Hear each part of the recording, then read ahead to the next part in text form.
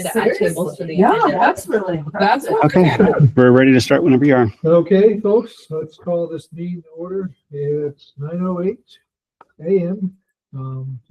Thursday, August 14th. No. That was Yeah. my birthday. That's why Oh, I'm saying looking at the Yeah. minutes. The last week's September, and then this Let me date on change the that. agenda is wrong as well. Todd is changing it. No, it's not. September 4th. We'll get it together, folks. Let's do a roll call. Adam, Here. Emily, Here, Jennifer, here. Quincy, absent, and Nathan here. Let's look at the minutes from last month. Thank you, Adam, for taking care of that for me. I looked at the first few minutes of the video, but didn't get a chance to watch the whole thing. Give everybody a minute to look at last month's minutes.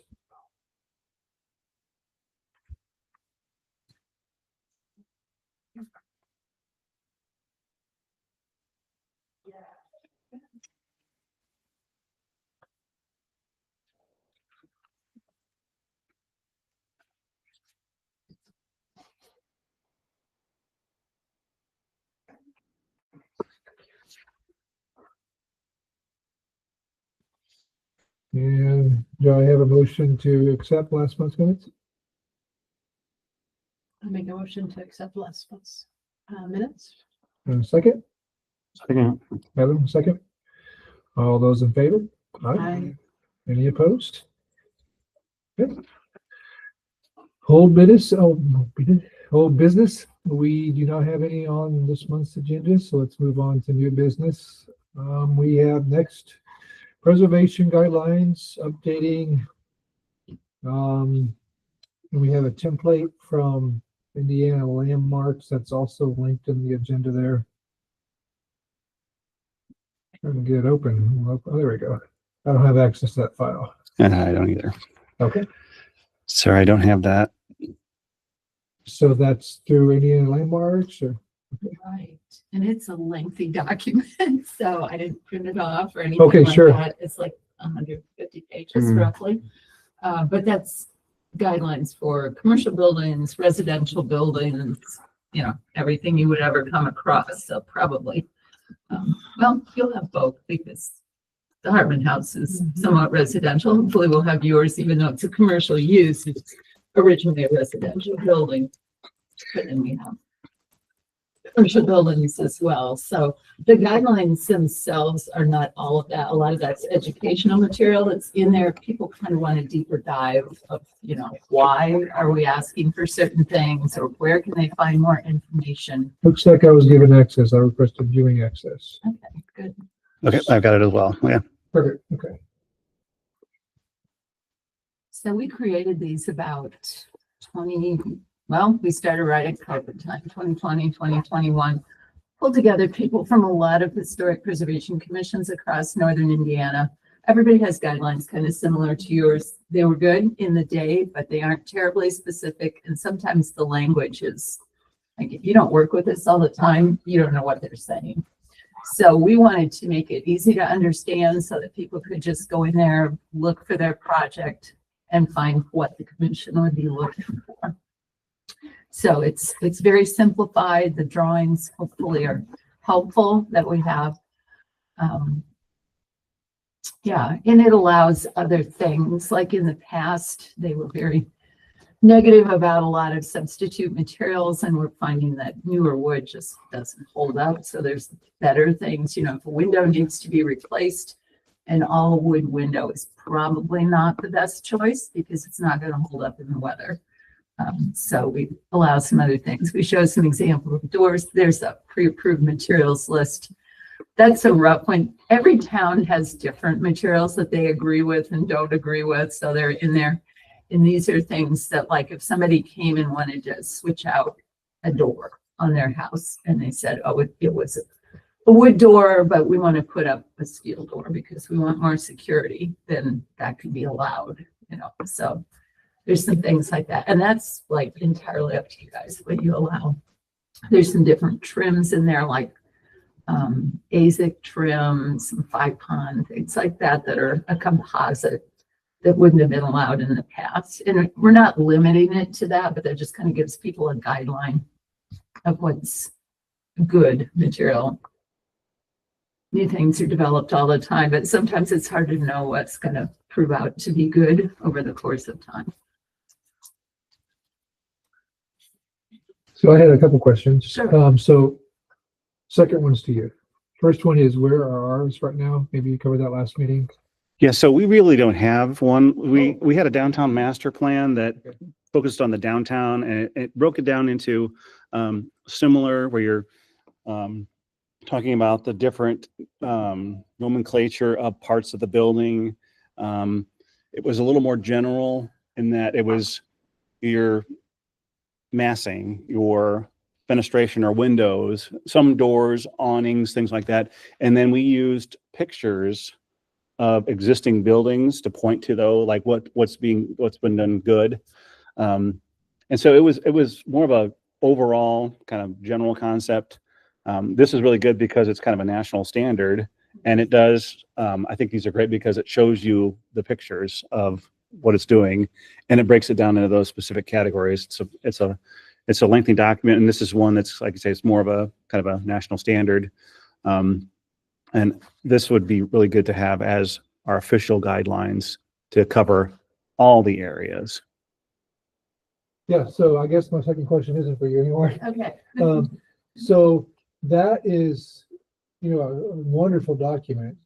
But I'm thinking it's 143 pages long. I'd hate to adopt something that looks wonderful, but we haven't actually, someone or a couple someones have actually read over it and studied it.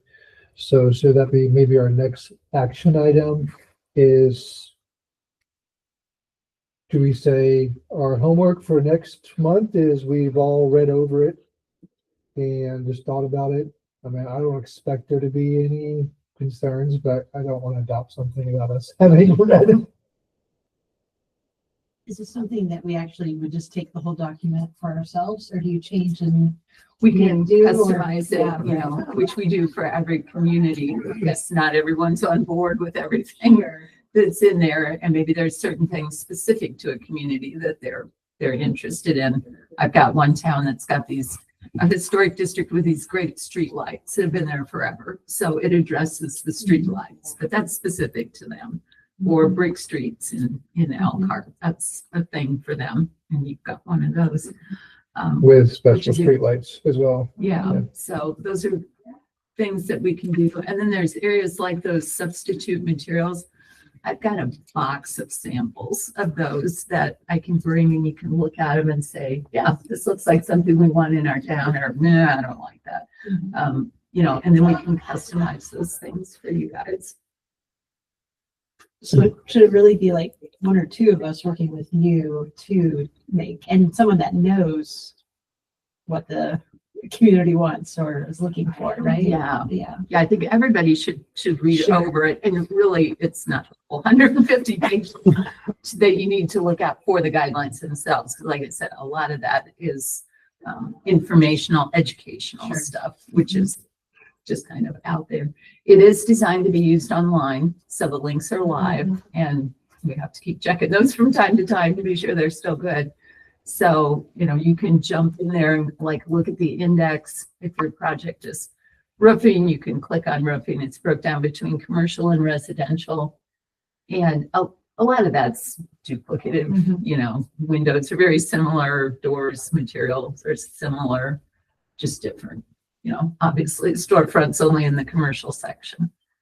And there aren't usually a lot of fences in the commercial section. That's usually residential. So some of it's separate, specific to the area. But yeah, I think everybody should look at it just for a informational thing, and then, maybe designating a few people to do a deep dive into it, and then bring those questions. And I can bring the samples next month. We can look those over. So it doesn't take much to get access to it. You just ask for it. Yeah. Apologize for that. Yeah, it sounds like that was more thought about it. This should be like a several month thing. Yeah. in the initial month, we all read over it and then decide next month if we want to appoint a couple people to go forward and study it. What do you guys think? Yeah, there's no immediate hurry, and I think we want to get this right. And there's a lot of information here. Yeah. And I'm going to guess you're going to use 99% of it or 95% of it. And you might tweak a little bit for specific things that we might have problems with. I don't know if we necessarily have, I mean, signage is usually one that's, it competes with what the historical nature of the downtown is. Everyone wants to have the neon open sign, things like that. And so those are kind of some specific areas where, is that where you twist it a little bit, allow a little bit more modern advertising in there? That would be kind of a topic of discussion. That's maybe one of the problem areas that we have. And we want to be. One of those where there's some very negative. Yeah, we had that issue too. Well, that's part of the sign. So, Yeah. So it would have to go along with the standards already set. Yeah. You guys have set. Yeah. And what's the name of that? Maybe I can quick bring that up. It's your file, right? Downtown Master Plan. yeah.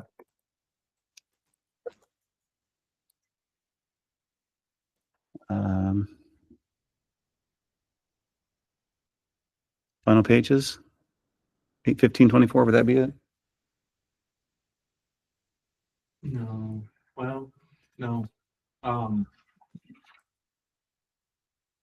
Yeah. Or is it in this folder? It could be in that folder, yeah. Or was that was our. Okay. It'll be on my read development one.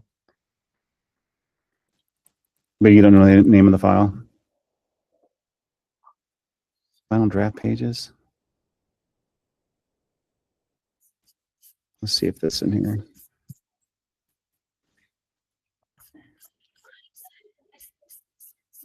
Was it August when we had that done? I think it's in a year.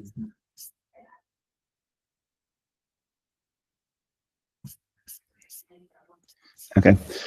Yeah, so this might be a kind of a draft from that master plan. But this was ours that took, like I say, it took pictures of downtown. So it talked about, there's two things, whether it's an adaptive reuse or new. And it talked about openings, your storefronts, what we recommend and don't recommend. So they're kind of just general guidelines. And this is kind of more of your picture book of examples. So we went through windows. And it got into some suggestions, like we don't recommend vinyl or fiberglass windows. You want to use a material that's more true of what wood may have looked like, but aluminum cladding is one that's acceptable. There's different manufacturers that do different details on that. There's a lot of I'll get into a little bit of detail. On a window, in a new window that's metal clad, a lot of times they'll miter the corners. And you wouldn't have mitered a corner in wood. You would have had the stiles, which are the vertical ones, and the rails, which are the horizontal ones. That would have been an overlapping joint or butt joint. So the stiles would basically hit into the rails. And there's like Marvin Windows actually reproduces that in metal. And so there's little details like that allow you to say, well, now we're doing a very durable material in aluminum, but it represents the detail of the window. Same thing with the, grills. This one, those are grills between the glass. And there are other manufacturers that make simulated divided lights where it's still one big piece of glass, so you get that efficiency, but they'll affix a grill on the outside and fix a grill on the inside. And a good manufacturer will actually put a metal strip in the middle, so it looks like those are actually divided. So there's a number of different details we can take that. These are more for like residential, but sometimes you get into commercial areas that have bigger windows that have grill patterns or mutton bars and things like that. And so those are the details that we could look at for those substitutions. Do we have access to that or? Mhm. So that We'll get you the latest copy Yeah. as well. So that would um, be helpful as we're looking through things to know what we are. yeah, and this I'll have that to you guys this fall. Yeah. Good, thanks. It says you had sent it to me because I had asked for it. The final date is 11/12/24. okay. Does that help? It says just final presentation. That's how the link was to me. Okay. Yeah, because I think we made some changes to this one. Okay. But it covered more of the bigger categories, like you say, scale, composition. And this other one gets into the more of the detail. So I think we can kind of have them both in conjunction. These are, like I say, the recommendations. But if you adopt a total guideline, then that's pretty much your rule book Yeah. going forward. Yeah. This kind of gets them, we were using this for developers to come in so that they're on the same page. So they're not coming in with like an all glass building.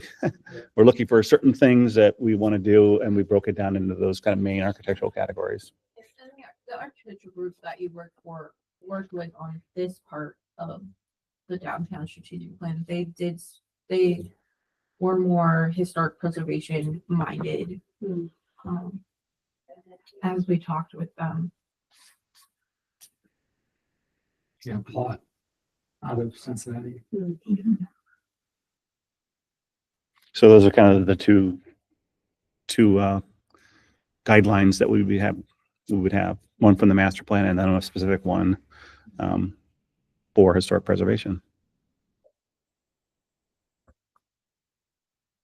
And then we're able to start using those guidelines in for future ordinances and for design overlays. Yeah, I think we could easily reference that. And Because then, I know design overlay was something we all was interested in putting in place. Yeah, I don't know that we need a motion for just reading it this month and then getting back, just continuing the discussion next month. Public outreach discussion, event possibilities. We have 3 sub items: training, presentations, and celebration. And if we talked about this last month, I missed out on some of that.